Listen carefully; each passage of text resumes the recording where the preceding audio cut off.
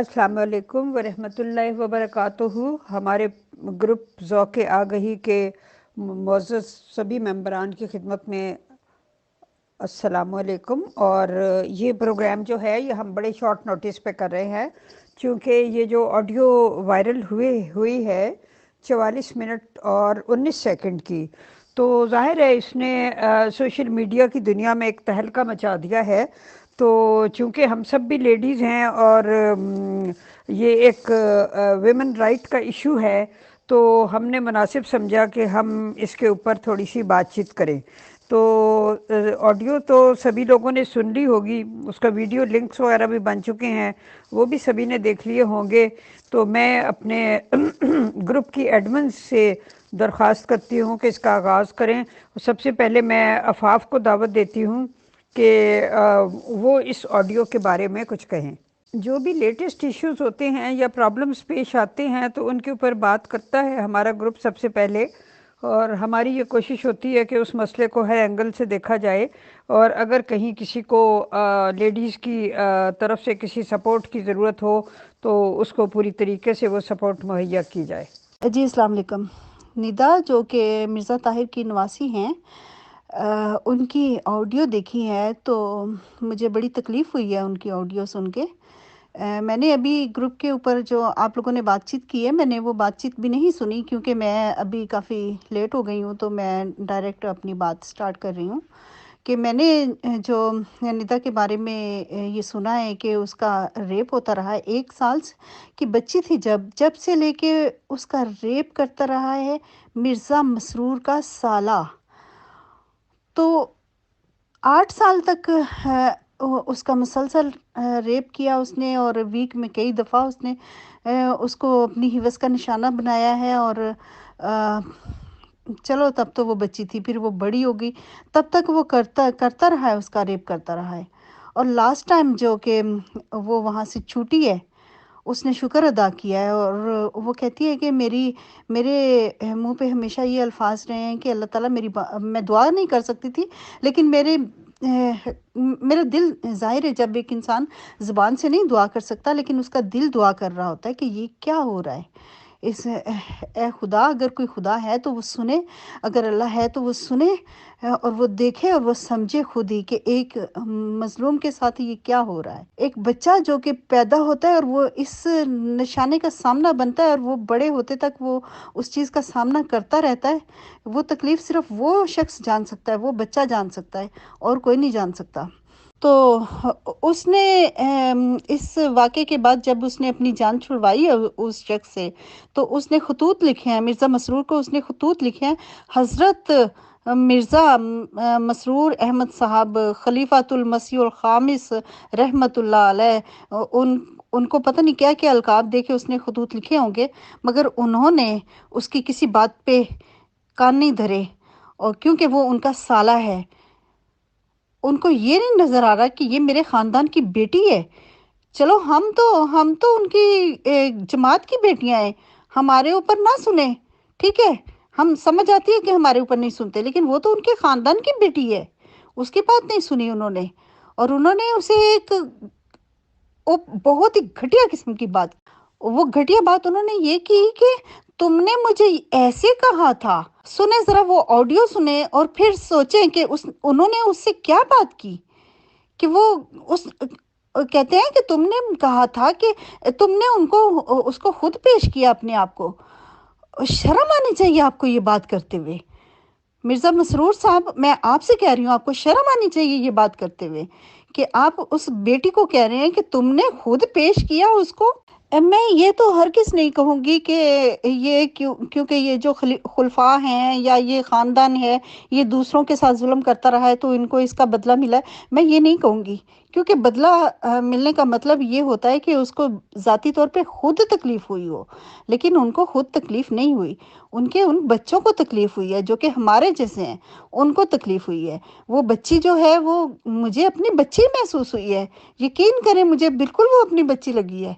और मैं उसके दर्द को बहुत अच्छी तरह से समझ सकती हूँ और मैं महसूस कर सकती हूँ। میں کہتی ہوں کہ ہم ندا کے ساتھ ہیں، ہم اس کا سہارا بنیں گے، ہماری کوئی ہیلپ کی اس کو ضرورت ہے، ہم کریں گے اس کی ہیلپ۔ اس ساری بات کے بعد میں تو کہوں گی کہ ان کی یہ جو آواز ہے، یہ ندا، ان کی آواز کو پھیلا دیں، ساری دنیا کو پتہ چلے کہ مرزا مسرور کے فیصلے اس طرح کے ہوتے ہیں۔ مرزا مسرور اس سے کہہ رہے ہیں تم خاموش ہو جاؤ، خاموش رہو، تمہاری عزت اس میں ہے کہ تم خاموش رہو۔ تو وہ خاموش رہے، اگر وہ خاموش نہیں رہے گی تو اس کی آواز کو دبا دیا جائے گا۔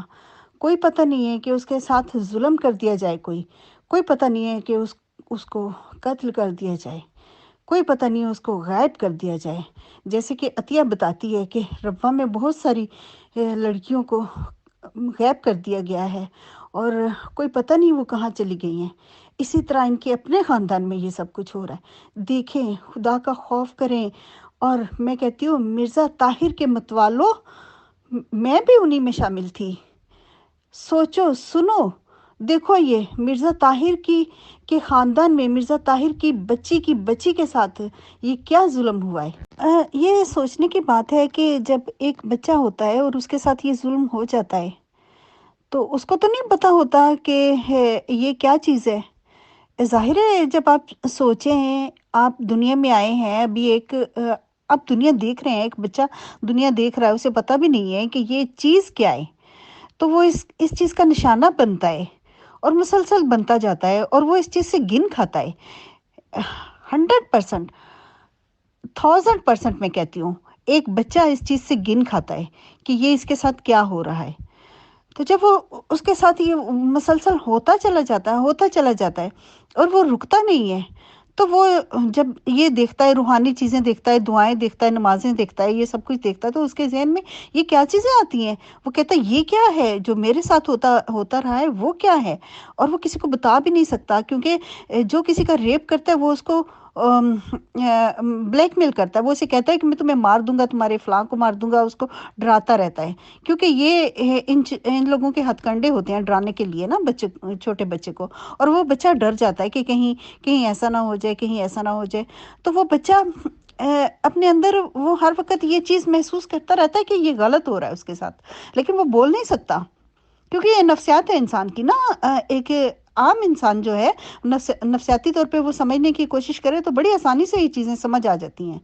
تو جب وہ بڑی ہو گئی ہے اور اس نے بتایا ہے اور اس نے اس چیز کو ٹھوکر ماری ہے کہ جا دفع ہو، اپنی جان چھوڑ میری، تو جب اس نے یہ خط لکھے ہیں، مرزا مسرور کو خط لکھے ہیں، اور مرزا مسرور جو ہے ان خطوں کے اوپر کوئی کان نہیں دھرے کیونکہ وہ ان کا سالہ ہے، اور پھر اس کو ہی کہتے ہیں کہ تم نے اپنے آپ کو اس کو پیش کیا، حد ہو گئی ہے، آپ کے پاس دماغ نہیں ہے، آپ کو سمجھ نہیں ہے کہ ایک بچہ اپنے آپ کو کیسے پیش کر سکتا ہے، وہ تو اس کا مسلسل ریپ کرتا چلا آیا ہے، اور وہ کیسے اپنے آپ کو پیش کر سکتی ہے کہ وہ اس کو پیش کر رہی ہے۔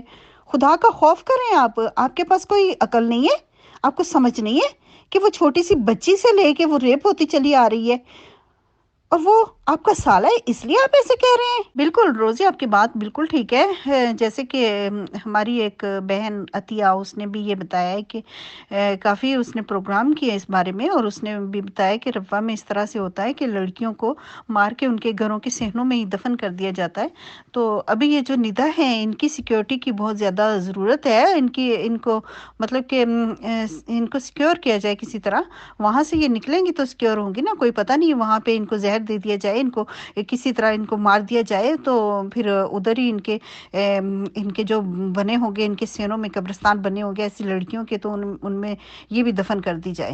میرا کہنے کا مطلب ہے کہ وہ اپنے گھر میں یا جہاں پہ بھی کہیں ہیں وہ سیکیور نہیں ہے۔ اگر ان کے ساتھ کچھ ایسا ویسا ہوتا ہے تو ساری دنیا کو پتہ ہونا چاہیے کہ ان کے ساتھ یہ معاملہ چل رہا ہے، وہ کسی بھی وقت ان کے ساتھ کچھ بھی ایسا ہو سکتا ہے۔